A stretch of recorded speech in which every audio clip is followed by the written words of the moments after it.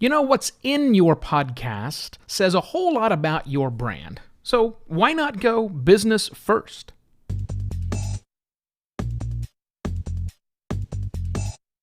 Hello and welcome to another Podcast Pontifications with me, Evo Terra. You are a brand with a podcast.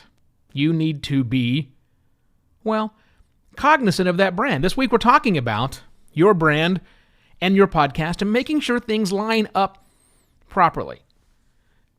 Chances are, podcaster, your podcast features interviews. You know why your podcast features interviews? It's kind of like the reason that all of the tire sale ads are in the sports section of the newspaper. Not because people who read the sports section are more likely to buy tires.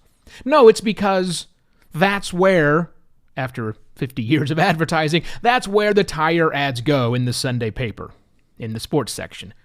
And so it has become, let's do an interview-based podcast, not because that's what people want to listen to, but because that's what happens. That's the way things are. That is just it. But that's not it.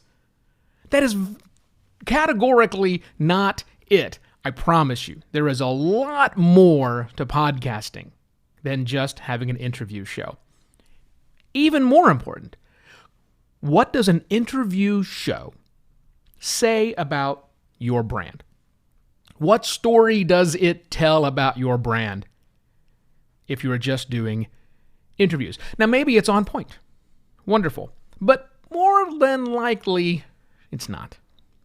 So what I want to talk about today are 3 ideas where you can stay business focused with the content of your podcast. It's going to work really well for you. Business focused first.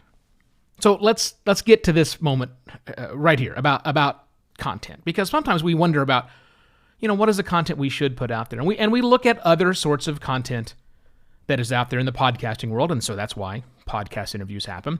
But we turn around and we look at our business and we say, well, what kind of content are we already generating as a business? What are we doing content-wise to talk about ourselves, to share the story of our brand already? And how can we jump on that train? Now, many people automatically say, well, what should we publish on Twitter and Facebook and those sorts of social media stuff? Yeah, podcasting isn't social media. So I'm not suggesting that whatever you're tweeting about and Facebook status updating about is probably not what you want to podcast about. Probably not a match. Maybe you've already got some videos you're putting up there on YouTube. Well, okay, maybe that works, but watching a YouTube video is very different than listening to a podcast, and people have different expectations. Specifically on videos, people are looking for how-to information quite a lot, or entertainment, but for most businesses, it's how to do something. And okay, but it's kind of hard to do a how-to and audio-only experience.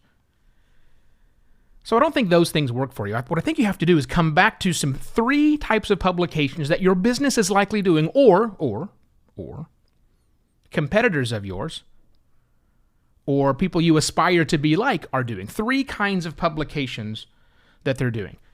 Number 1 is a case study. Case studies, where a business says, we're going to do a deep dive looking at a change we have made in the markets using our products, our services, our solutions. Here's a case study of what happened for this one in-time thing that we did. We played a role in it, and here it is.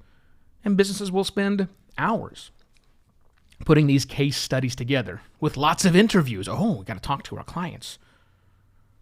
Lots of discussions about what worked, what didn't work, what was before, what was after, those sorts of things. Now, you may be out there saying right now, yeah, man, I don't read those case studies. Yeah, I'm not talking to you. I'm not talking to you. But that's not who the case study is for. Ask businesses. Case studies are popular. Case studies aren't going to get you a Webby Award. I get it. But case studies will get your clients, your potential clients, excited about your solution. Case studies. Think about repurposing case studies or taking a case study approach for your podcast. That's number 1. Number 2, if you don't want to go as quite that level of a super deep dive on one client, and you want to do maybe a broader thing as opposed to a deep thing, a broader thing, well, how about a white paper? Again, you probably say, Evo, I don't really read white papers. I promise you, in the business world, white papers are consumed a lot. And there's a lot of time, energy, and effort put into a white paper. Because a white paper is showcasing what you do. This is it. This is a deep dive. Let's do that for your podcast episode, but in podcast form, a white paper. And the last thing I can think you might want to think about is a presentation. Businesses spend lots of money to go to conferences, to fly people there, to go in and get on stage sometimes and showcase a product or a service to a group of dozens or hundreds and sometimes even thousands of people that want to hear what this business owner, this brand wants to say in the form of a presentation. PowerPoint and podcast form, baby. How terrible is that, you're thinking? I promise you, for the people that are in the room at those conventions, at those conferences, paying serious attention, taking copious notes, it's not boring at all. It's exactly what they want to hear in that presentation. Now, maybe the presentation does suck. I'm not saying that's not the case. Your presentation needs to be fantastic. But your contents, if you think from I'm presenting to the audience approach, might be very beneficial for you. So all of these things again, let's hit them once again. Case studies, white papers, presentation, taking that approach because they're business focused and making those into an audio podcast is what I'm suggesting. Now, let's do a harsh reality check here. 2 things I want you to keep in mind with that. Doing it this way likely will not get you to the number 1 placement of any podcast chart.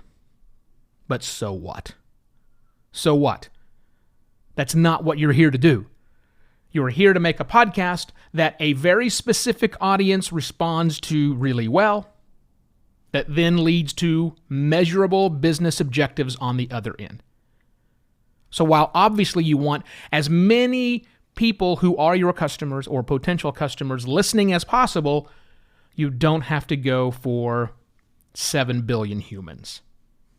You need to get your content in front of the right people at the right time. So that's number 1. You're never going to make a huge show if you take a business first approach with case studies, with white papers, with presentations, but you'll present the kind of stuff your audience really wants. That's caveat number 1. Caveat number 2 is this is a lot of work. This is not a sit down because it's 7:15 in the morning and you want to talk about something, so you call somebody on the phone and have a conversation. Nor is it, let's do a pre-interview show and let's let the conversation just go naturally for the next 30 minutes. This is not what I'm talking about. This is a very different level of effort required to put this type of content together. But the people who listen to this will be rewarded, and therefore you will be rewarded because you're giving them exactly the kind of content they need to hear. Let them get entertained somewhere else. Let them just have fodder that they just keep listening to on a weekly basis or perhaps 4 times a week basis. Who am I talking about? Let that be somewhere else.